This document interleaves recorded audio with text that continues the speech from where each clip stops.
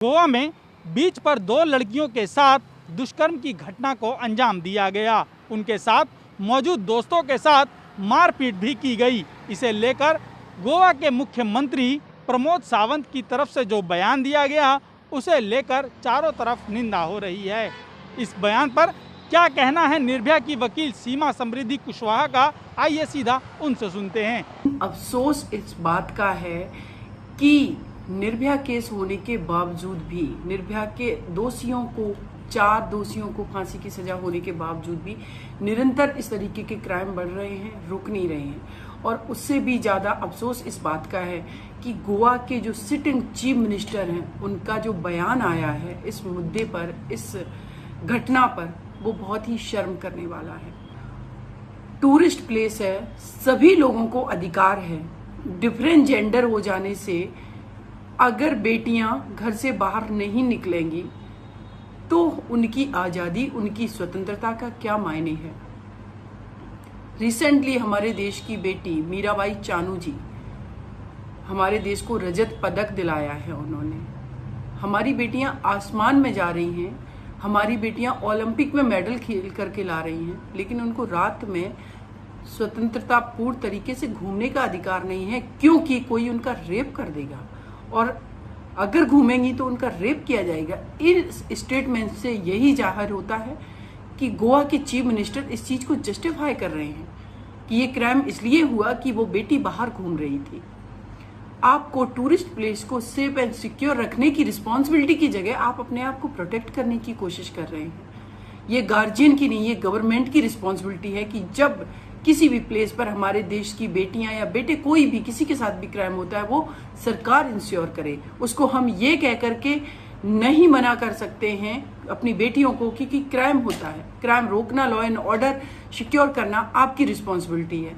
ये बयान बहुत ही, मुझे लगता है, कंडेम करने वाला बयान है, जो कि मुझे लगता है कि गोवा के चीफ मिनिस्टर को पूरे देश की बेटियों से माफी मांगनी चाहिए। इस पर आप हमारी स्वतंत्रता को रोक देना चाहते हैं, आप हमारे कैरियर को स्टॉप करना चाहते हैं, हमारी एनर्जी, हमारा टैलेंट, हमारी ऊर्जा, हर चीज, क्योंकि हम बेटी हैं, हम डिफरेंट जेंडर हैं, इसलिए हमें घूमने फिरने का अधिकार नहीं है। अगर हम घूमेंगे फिरेंगे तो हमारे साथ रेप कर दिए जाएंगे।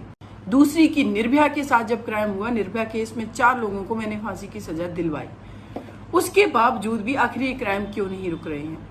तो मेरा इस पर जितना अपना ऑब्जर्वेशन है वो यही है, ये क्राइम इसलिए नहीं रुक रहे हैं क्योंकि हमारे देश की किसी भी पार्टी, किसी भी एडमिनिस्ट्रेटिव ऑफिसर, जुडिशरी या पुलिस डिपार्टमेंट या पॉलिटिक्स, किसी के पास विल पावर नहीं है।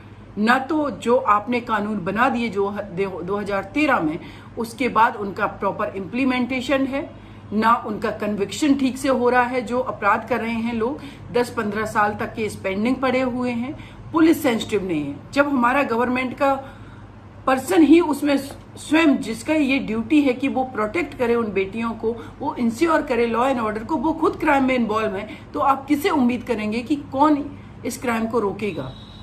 तो ये माइंडसेट लोगों का बदलने की बहुत आवश्यकता है, लॉ एंड ऑर्डर स्ट्रॉन्ग करने की आवश्यकता है। और अगर इस तरीके से क्राइम होते हैं तो मेरा अपना मानना है कि जो भी रिस्पॉन्सिबल पर्सन है उसको सिर्फ टेम्परेरी सस्पेंड नहीं किया जाए, उसका टर्मिनेशन हो, उस पर मुकदमा चले, उस पर FIR हो, उसका कन्विक्शन हो, तब ये जितना भी ऑफिसर हैं जो रिस्पॉन्सिबल हैं उस ड्यूटी के लिए, उन सबकी लायबिलिटी फिक्स की जाएंगी। वो डरेंगे, वो अपनी ड्यूटी प्रॉपर तरीके से, ईमानदारी से, रिस्पॉन्सिबल तरीके से करेंगे। अगर ये सब सारी चीजें हम नहीं करा पाएंगे तो बहुत ही मुश्किल है इस तरीके के क्राइम को रोक पाना, क्योंकि निर्भया के बाद भी निरंतर क्राइम हो रहे हैं, क्योंकि लोगों में डर नहीं है, कानून का डर नहीं है, समाज का डर नहीं है। ये सुना आपने अधिवक्ता सीमा समृद्धि कुशवाहा को, जिन्होंने गोवा CM के बयान को बेहद ही शर्मनाक बताया है। उन्होंने कहा कि सरकार की जिम्मेदारी घर से बाहर बेटियों को सुरक्षा देने की है। उन्हें यह सलाह नहीं देनी चाहिए कि बेटियां रात के समय घर में कैद रहे। उन्हें सुरक्षा मुहैया कराना सरकार की जिम्मेदारी है और इस मामले में सरकार पूरी तरीके से असफल रही है। अमित झा, ETV भारत, दिल्ली।